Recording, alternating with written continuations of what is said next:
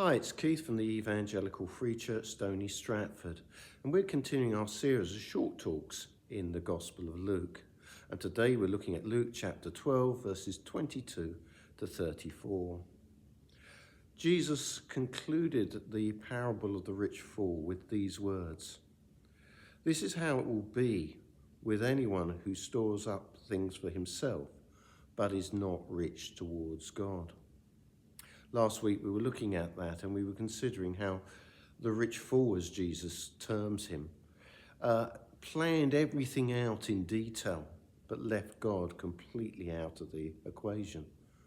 The big problem was this: he was going to die that very night. But the disciples probably had real concerns when it came to money. Just think about it. They wouldn't have known from day to day perhaps what they were going to live on. They'd given up secure jobs so they could follow Jesus.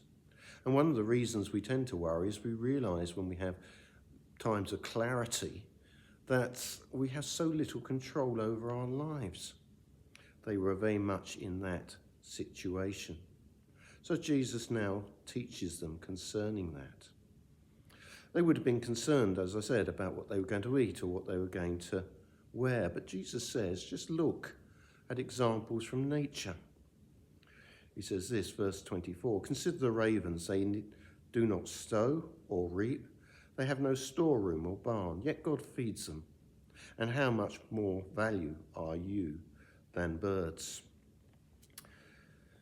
He just says, consider how God has ordered things. The birds, they don't do anything. They go have jobs. They don't go out. They don't earn money. And yet they get by, don't they? And here's the thing.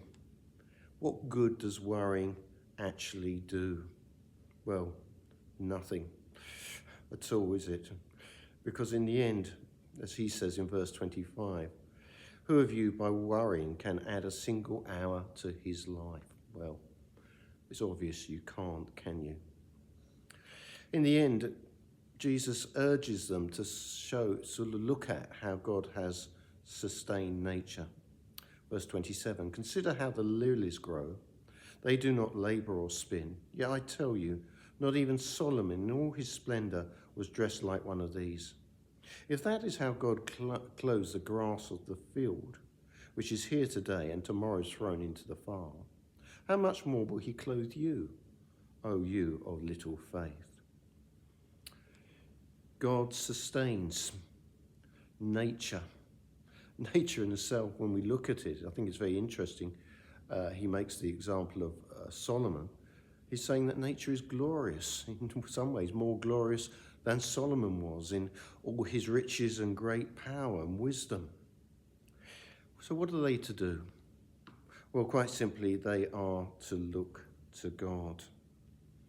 Verse 29, "And do not set your heart on what you will eat or drink. Do not worry about it, for the pagan world runs after such things, and your Father knows that you need them." That's the thing to do. Look to God and put him first. 32, "Do not be afraid, little flock, for your Father has been pleased to give you the kingdom. Sell your possessions and give to the poor. Provide purses for yourselves that do not wear out, treasure in heaven that will not be exhausted, and where no thief comes and where no moth destroys."